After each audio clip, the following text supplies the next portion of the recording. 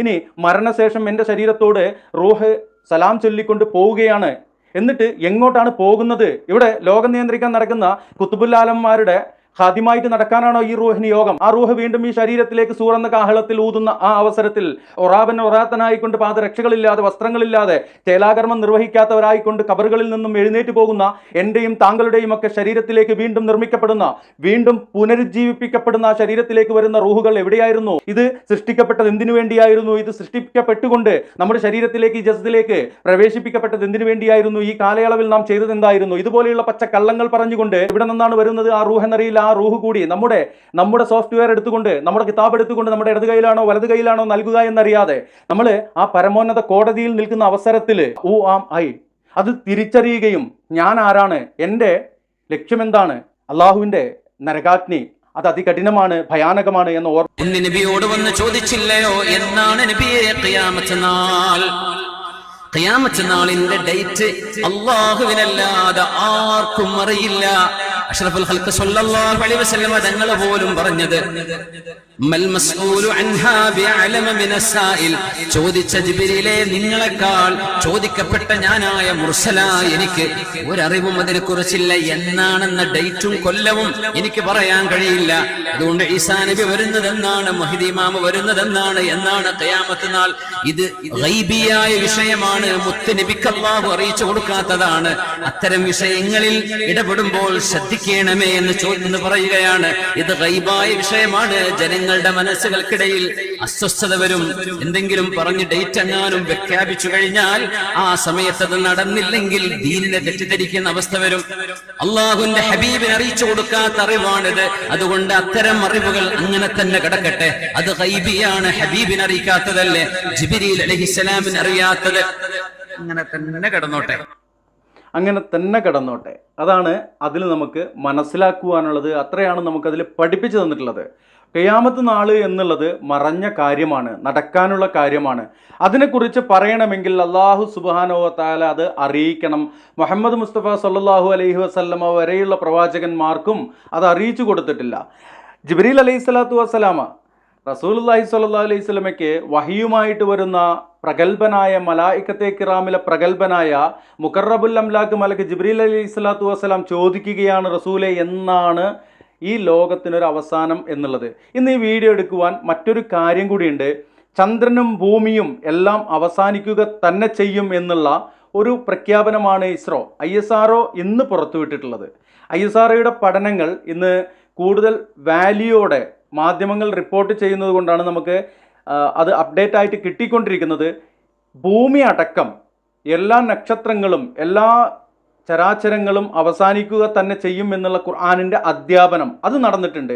എന്നാൽ ആ അധ്യാപനം അത് എന്നാണ് എന്നുള്ളത് പറയുവാൻ ആരെക്കൊണ്ടും കഴിയില്ല എന്നുള്ളതാണ്. കഴിഞ്ഞൊരു വീഡിയോയിൽ നമ്മളത് പരാമർശിച്ചിട്ടുണ്ടായിരുന്നു. ഒരു മൊല്ലയ്ക്ക് അയാളെ മൊല്ല എന്നേ ഇനി വിളിക്കാൻ പറ്റുള്ളൂ, മൊല്ലയുടെ ക്വാളിറ്റിയുമില്ലാത്ത ആ മനുഷ്യൻ പറയുന്നത് എന്നാണ് ഖിയാമത്ത് നാള് എന്ന് അയാൾക്കറിയാന്ന്. റഹ്മത്തുല്ലാലമീനായ മുഹമ്മദ് മുസ്തഫ സല്ലല്ലാഹു അലൈഹി വസല്ലമയ്ക്ക് അറിയില്ല. മലക്കുകളുടെ നേതാവായ മുഖറബുൽ അംലാക്ക് മലക്ക് ജിബ്രീൽ അലൈഹി സ്വലാത്തു വസ്സലാമയ്ക്ക് അറിയില്ല. കഴിഞ്ഞുപോയ ഇമാമിങ്ങൾക്ക് ആർക്കും അറിയില്ല. പണ്ഡിത പടുക്കളായ പൂർവ്വസൂരികളായ നമ്മുടെ നേതൃത്വങ്ങൾക്ക്, കാര്യകർത്താക്കൾക്ക്, ഉമറാക്കൾക്ക് ആർക്കും അറിയില്ല. എന്നാൽ ഇന്നലെ ഇവിടെ വിടുവായത്തം മാത്രം പറഞ്ഞുകൊണ്ട് വഹാബിസത്തിനെതിരെ പടപൊരുതിക്കൊണ്ടിരിക്കുന്ന വെറും വിഡ്ഢിത്തങ്ങൾ മാത്രം പുലമ്പുന്ന ഒരാൾക്കാണ് അതിനെക്കുറിച്ച് വ്യക്തതയുള്ളത് എന്നാണ് ഇപ്പോൾ അറിയാൻ കഴിഞ്ഞത്. ഏതായാലും അതൊന്ന് കാണാം, അതിനുശേഷം നമുക്ക് ചിലത് പറയാനുണ്ട്. ഞങ്ങളുടെ രഹസ്യം പറയാം. ഭൂമി അടുത്ത് അവസാനിക്കും, യാതൊരു സംശയവും. ഒരു സംശയമില്ല. 2100 എന്നൊരു കൊല്ലം ഭൂമിയിൽ ഒരു കലണ്ടർ ഇറങ്ങുമെന്ന് ചോദിച്ചാൽ എനിക്കറിയൂല എന്നാണ് മറുപടി. സാധ്യത വളരെ കുറവാണ്. മഹ്ദി ഇമാമിനെ കണ്ടേ മരിക്കൂ എന്നാണ് എൻ്റെ പ്രതീക്ഷ. എൻ്റെ ഉപ്പാടെ ആയുസ് വന്നാൽ, എൻ്റെ ഉപ്പാടെ ആയുസ് എനിക്ക് കിട്ടിയാൽ മഹ്ദി ഇമാമിനെ ഞാൻ കണ്ടേ മരിക്കുന്നാണ് എൻ്റെ പ്രതീക്ഷ. ഞാൻ ഉറപ്പ് പറയാത്തത് പിന്നെ ഞാൻ ഒരു വിഷയം ഉണ്ടാക്കണ്ടെന്ന് വിചാരിച്ചിട്ടാണ്. മഹ്ദി ഇപ്പോൾ ജീവിച്ചിരിപ്പുണ്ട്.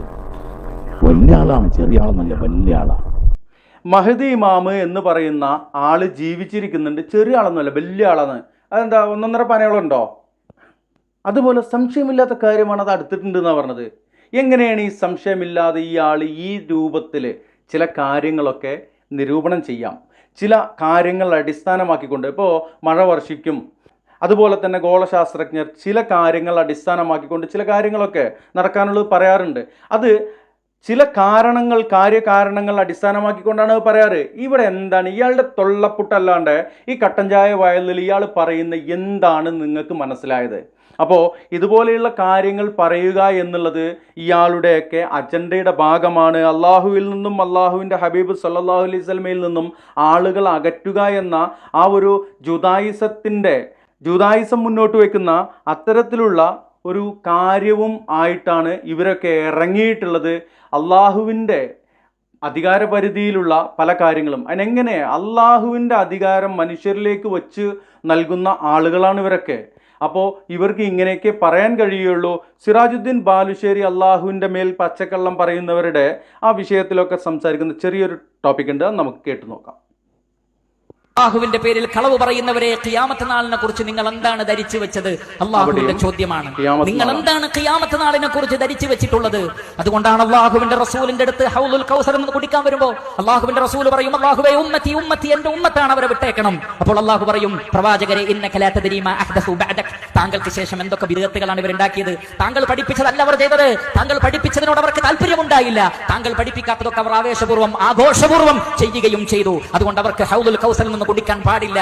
അപ്പോൾ അള്ളാഹുവിന്റെ റസൂൽ പറയുന്നത് എന്താണ്? ഫസുഹകൻ സുഹകൻ ലിമൻ ബദ്ദല ബഅദി, എനിക്ക് ശേഷം മതത്തിൽ പുതുതായി കടത്തിക്കൂട്ടിയവരെ നിങ്ങൾക്ക് വിദൂരം എന്ന് അള്ളാഹുവിന്റെ റസൂൽ പറയുന്ന ഖിയാമത്ത് നാളിൽ ആ അള്ളാഹുവിന്റെ റസൂലിന്റെ രക്ഷ കിട്ടും, ആ അള്ളാഹുവിന്റെ റസൂലിന്റെ മഹബത്ത് കിട്ടും എന്ന് കരുതിയിട്ട് ആരെങ്കിലും അള്ളാഹുവിന്റെ റസൂൽ പഠിപ്പിക്കാത്ത വല്ലതും ചെയ്യുന്നുവെങ്കിൽ, വല്ല ആഘോഷങ്ങളും നടത്തുന്നുവെങ്കിൽ അറിയുക, അള്ളാഹുവിന്റെ റസൂൽ നിർണായകമായ ഒരു ഘട്ടത്തിൽ ഹൗലുൽ കൗസറിന്റെ അടുത്ത് നിന്ന് നമ്മളെ ആക്കുമ്പോൾ അതിനേക്കാൾ വലിയ ഒരു വേദന എന്തായിരിക്കുമെന്ന് നമ്മൾ ചിന്തിക്കുക. ഇവിടെ സിറാജുദ്ദീൻ ബാലുശ്ശേരി ഇവിടെ പറഞ്ഞ കാര്യം അതിതാണ്.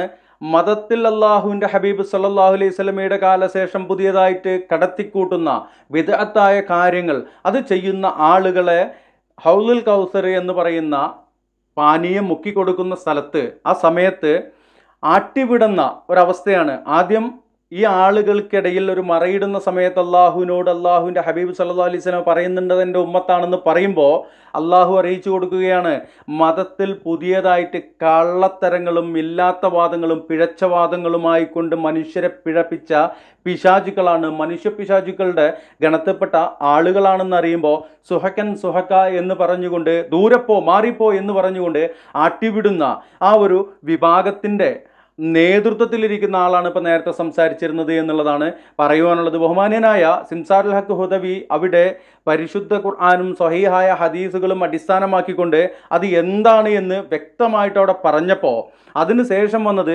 എനിക്കൊരു സംശയമില്ല എന്ന് പറഞ്ഞാൽ അയാൾക്കെന്ത് സംശയമില്ലായ്മ?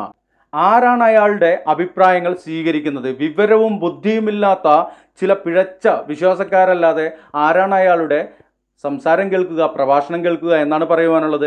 ഖിയാമത്ത് നാള് അത് മറഞ്ഞിരിക്കുന്നതാണ്. അതെന്ന് നടക്കും? ഈ പറഞ്ഞുകൊണ്ടിരിക്കുന്ന ഈ നിമിഷത്തിലും നടന്നുകൂടായികയില്ല.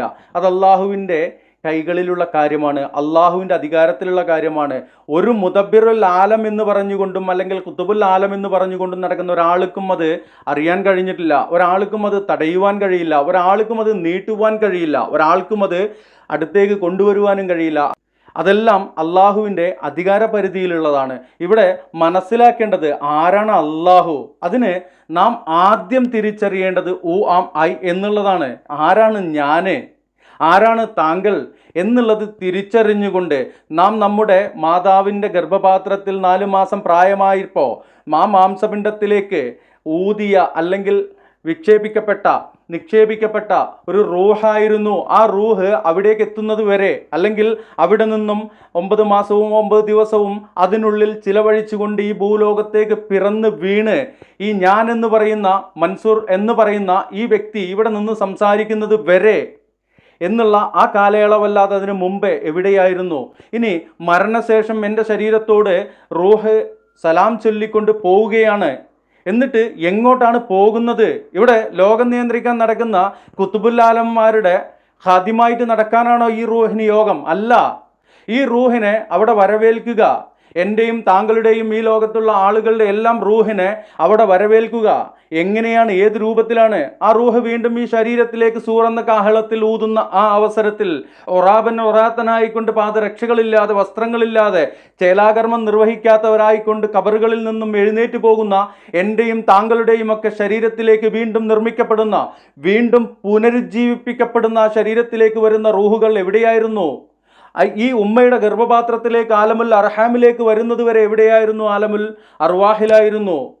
ഇത് സൃഷ്ടിക്കപ്പെട്ടത് എന്തിനു വേണ്ടിയായിരുന്നു? ഇത് സൃഷ്ടിക്കപ്പെട്ടുകൊണ്ട് നമ്മുടെ ശരീരത്തിലേക്ക്, ഈ ജസ്ദിലേക്ക് പ്രവേശിപ്പിക്കപ്പെട്ടത് എന്തിനു വേണ്ടിയായിരുന്നു? ഈ കാലയളവിൽ നാം ചെയ്തത് എന്തായിരുന്നു? ഇതുപോലെയുള്ള പച്ചക്കള്ളങ്ങൾ പറഞ്ഞുകൊണ്ട് നമ്മൾ എങ്ങോട്ടാണ് യാത്ര ചെയ്യുന്നത്?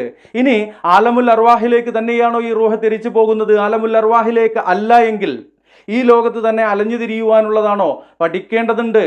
ഈ ശരീരത്തിലേക്ക് വീണ്ടും നേരത്തെ നമ്മൾ പറഞ്ഞ സൂറെന്ന കാഹളത്തിൽ ഊതുമ്പോൾ ഉയർത്തെഴുന്നേൽപ്പിക്കപ്പെടുന്ന ആ സമയത്ത് നമ്മുടെ ശരീരം, മജ്ജയും മാംസവും രക്തവും ഒക്കെ വീണ്ടും നമുക്ക് നൽകുന്ന അള്ളാഹുവിൻ്റെ ആ ഒരു പ്രോസസ്സ് കൂടി നടക്കുന്ന സമയത്ത് എവിടെ നിന്നാണ് വരുന്നത് ആ റൂഹ് എന്നറിയില്ല. ആ റൂഹ് കൂടി നമ്മുടെ സോഫ്റ്റ്വെയർ എടുത്തുകൊണ്ട്, നമ്മുടെ കിതാബ് എടുത്തുകൊണ്ട് നമ്മുടെ ഇടത് കൈയിലാണോ വലത് കൈയിലാണോ നൽകുക എന്നറിയാതെ നമ്മൾ ആ പരമോന്നത കോടതിയിൽ നിൽക്കുന്ന അവസരത്തിൽ നമ്മളിവിടെ പറഞ്ഞ പച്ചക്കളവുകൾ, ഈ പിഴച്ച വാദങ്ങൾ, അത് നാളെ നരകാഗ്നിയിലേക്കാണോ നമ്മെ കൊണ്ടെത്തിക്കുക?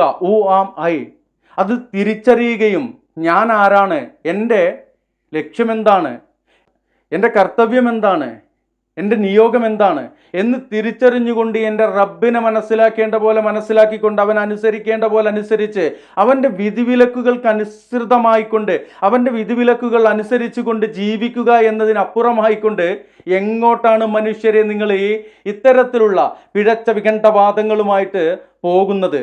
അള്ളാഹുവിൻ്റെ നരകാഗ്നി അത് അതികഠിനമാണ്, ഭയാനകമാണ് എന്ന ഓർമ്മപ്പെടുത്തലോടെ ഈ വീഡിയോ വൈൻഡപ്പ് ചെയ്യുന്നു. അസ്സലാമു അലൈക്കും വറഹ്മത്തുള്ളാഹി വബറകാതുഹു.